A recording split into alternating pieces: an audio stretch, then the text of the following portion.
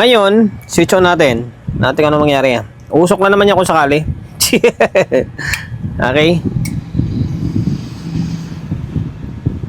Yun lang. Ayun oh, umiilaw oh. Bumabaga oh. Dapat bababa na yan. Kapag ganyan yan na bumabaga, ibig sabihin merong Trident na CE7 naman ulit. Okay, shoutout sa may-ari nito na pinagkatiwalaan tayo na gawin yung unit nila.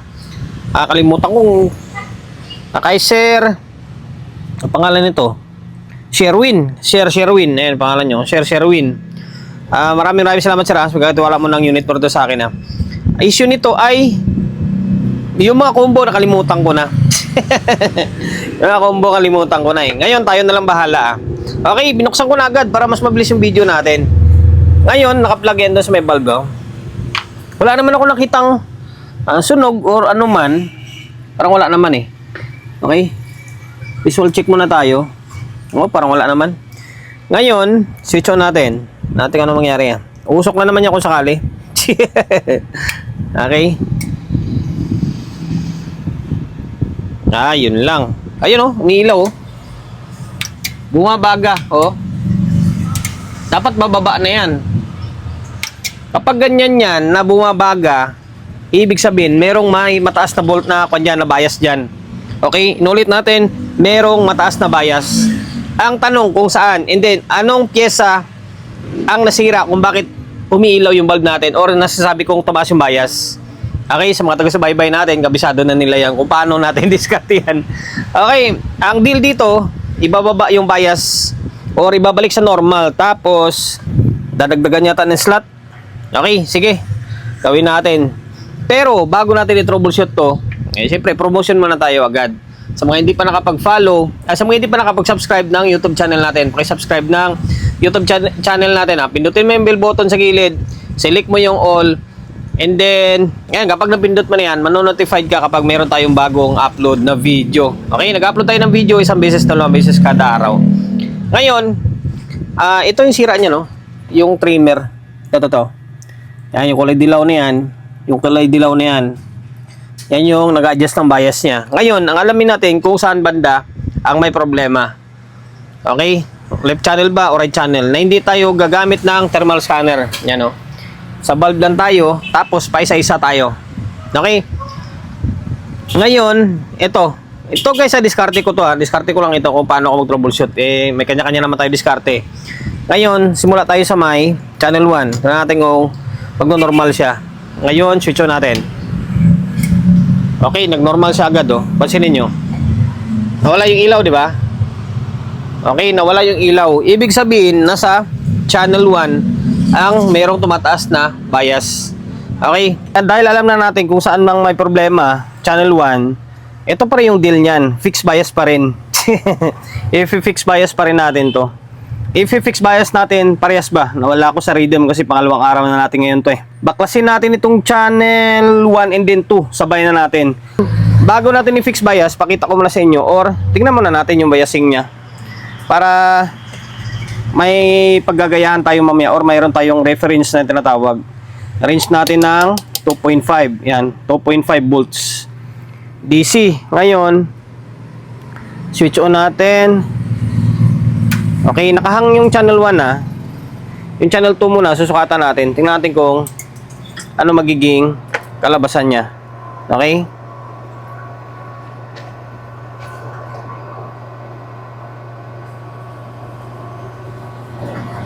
Baliktad. Ano ba yun? Tuwing salang ko na lang, baliktad.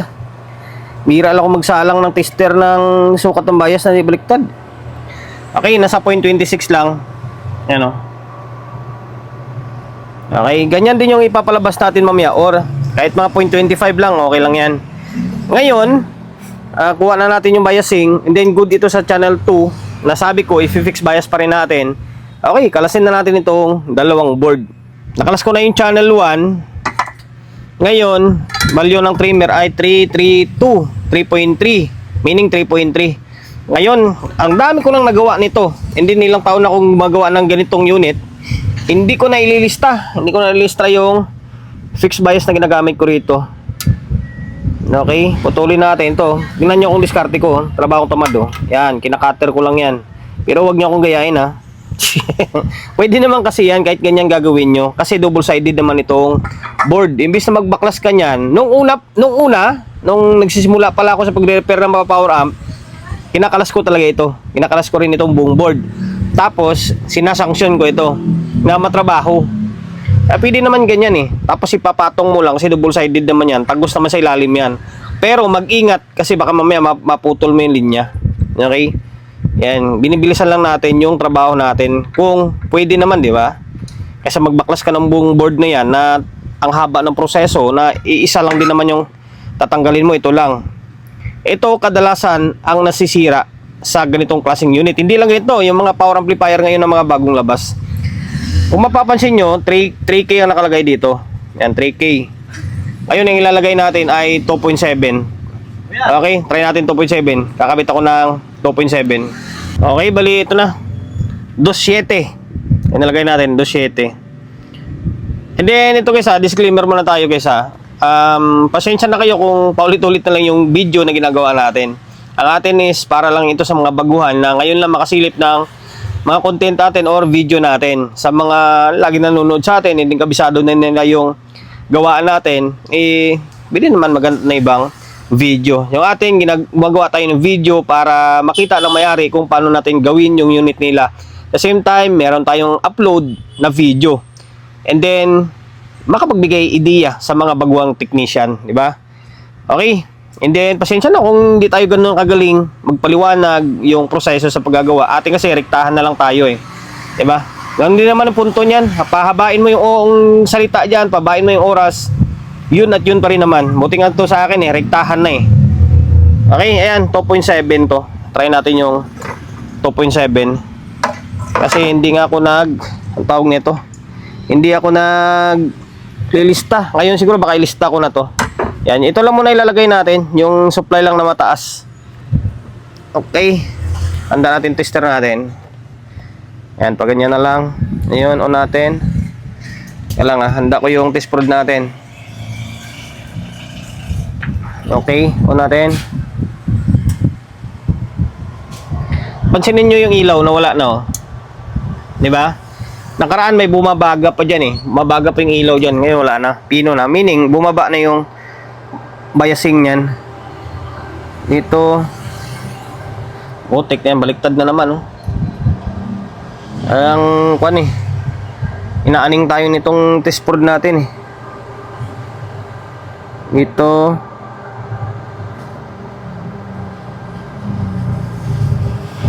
Okay. Ayan oh. Sa pulse oh. Ayusin natin tester natin. Tayo natin. Ayan. Katayo na siya. Okay. Oh, ayan. 0.25. Okay. Kulang-kulang 0.26 ngayon dito. Oh, saktong 0.26. Medyo mababa siya ng konti. Medyo mababa ng konti. Ang diskarte diyan, magdagdag kayo ng sabi natin 100 ohms. Ang labas niyan magiging 2.8. Okay? Kung mapapansin nyo, nasa 0.25 lang siya. Konti-konti na lang, di ba? Ngayon, itataas natin. Magdadagdag tayo ng, let's say, tanggalin natin yung isang paa na to. Tapos salangan natin ng 100 ohms yan.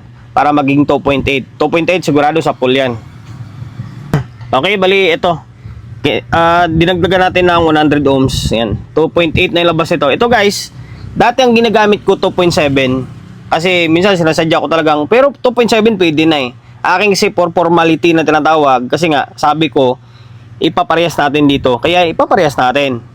Na yung 2.7 mas safe ngayon eh. Medyo mababa na konti. Mas okay yun.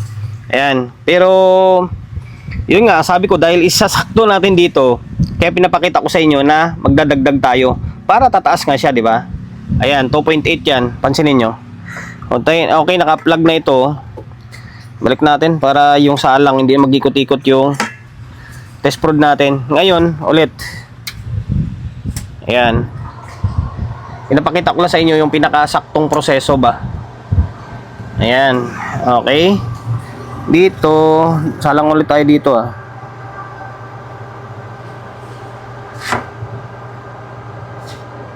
Oh, ayan na siya oh. 0.26 na, di ba? Magpas na siya ng isang guhit. Oh. Okay, magdag tayo ng 100 ohms. Ngayon, ito yung stock. Oh, parehas na parehas oh, walang labis, walang kulang oh. Di ba? Oh. Okay na.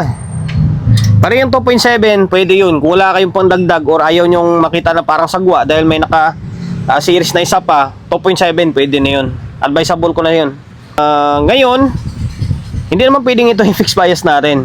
Sabay natin itong i-fix bias din yung channel 2. Okay? Okay, bali ito. Tapos na rin natin i-fix bias ito. Focus, yan. Ito 2.7 plus 100 ohms, 2.8. Ngayon, ang deal dito ay, ano ba tawag ito? Lalagyan pa ng output. Di pa tapos. Mag-add pa tayo ng power transistor. Ayan, dadagdagan natin 1 pair. Wala na kayo ibang gagawin kundi magdagdag na lang kasi meron na nakabang na base and then emitter niya. Okay? Magdadagdag ako dito, pati dito. Para, yun na, para makapag-audio testing tayo. Dagdag na tayong output ha. Yan. C5200 and then A1943 ang gamit dito. Inulit ko, hindi nyo na kailangan magdagdag ng bloke or emitter. And then base kasi meron na nakabang yan. Magdadagdag na lang talaga kayo. Pero huwag nyo kalimutan maglagay ng sapin. Yan, kailangan may mica yan. Yan, mica insulator. Okay, kasi pag walang sapin yan, yari kayo dyan, puputok yan. Ngayon, maglagay tayo ng speaker. Okay, maglagay tayo ng speaker para makapag-audio testing tayo ah. Okay, hirap mo i-shoot ah. Ayun, isa, sana. Ayan, mag-shoot na. Tapos, input. Okay, dito, input 1, input 2 sa ilalim. Okay, tapos naka-parallel siya yata oh. Hindi, naka-stereo na. Ngayon, laptop natin. Okay, ito laptop natin gumagana na. Switch on. Hala. May baliktad yata akong kabit. Okay, nagkabaliktad tayo. Ito, tingnan nyo, kakamadali natin oh. 5200 1943. Pansinin nyo kapag baliktad or nagkamali kayo nagkakabit ha, sabi natin si 5200 na ilagay nyo sa A1943.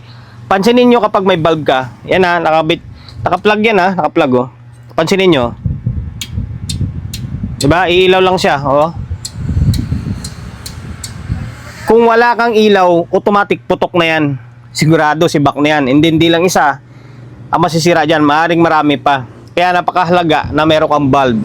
Okay, okay, in case na magkamali ka. Ngayon, pagpalitin lang natin. Pagpalitin lang yan yung C and then A, nagkapalit lang. Take 2. Kamali tayo na, pinalit na natin oh. Tama na yan, A1943 na yan. Yan. Ngayon, oh. Doon talaga, normal lang yan. Hindi tayo perfectong tao or technician eh. Nagkakamali tayo. Importante, may safety gear tayo. Tulad niyan, yung bulb. Kasi pag wala kang ganyan, yari ka na. Malabas agad yung audio ah.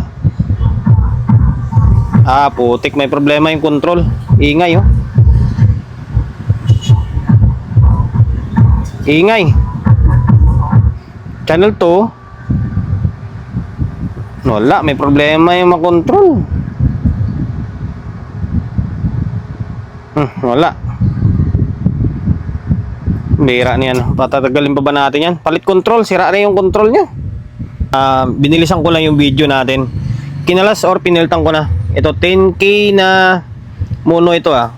Karamihan lang naman sa may power amplifier 10K, 5K lang naman gamit eh. Yan, half moon. Hindi ko na tinister, binaltan ko na lang agad. Kasi ganun din naman. Sira na ito, may sabit na. Yan, pinalit natin yung pampalit natin talaga na pang power amp din. Okay, bagong bago yan. Walang bayad man siya pa oh. Okay. Ngayon, balik natin to, yung front panel, tapos testing ulit tayo. Ito na, tinornilyo na natin yung front panel, pati itong board natin, nakatornilyo na to. Okay, switch on. Ito yung pinalitan natin na control ha. Ito. Yan, wala na yan, sira na yan pag ganyan. Antayin natin, nakaprotect pa siya. Medyo matagal talaga ang delay ng Trident iMix. Okay, naka normal mode. Ngayon, channel 1. Eh yun oh. Suabing suabe oh. Suabing suabe.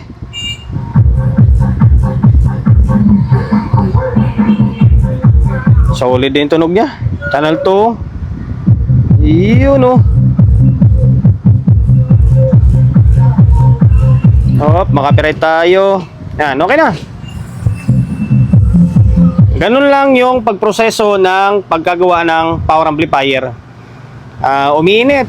Step by step, bunot ka channel 1. Pag ayaw pa rin, bunot channel 2. Kapag parehas, parehas may problema.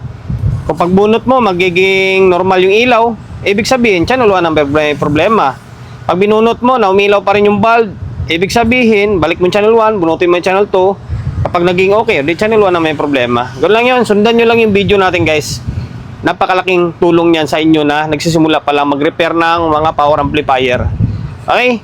Fixed bias, 2.8, tapos nagad tayo ng power transistor. Okay? Ayan, wala na slot. Tapos sira na yung control, nagpalit na rin tayo. Okay, dahil lumabot ka sa part ng video natin na ito at hindi ka pa rin nakapag-subscribe dyan, nood ka lang ng nood ha. Subscribe ng YouTube channel natin ha. Pindutin mo yung bell button sa gilid, select mo yung all, yan. Kapag napindot mo na yan, manonotified ka kapag meron tayong bagong upload na video. Nag-upload tayo ng video isang beses, dalawang beses kada araw. Okay? God bless and then peace atin lahat.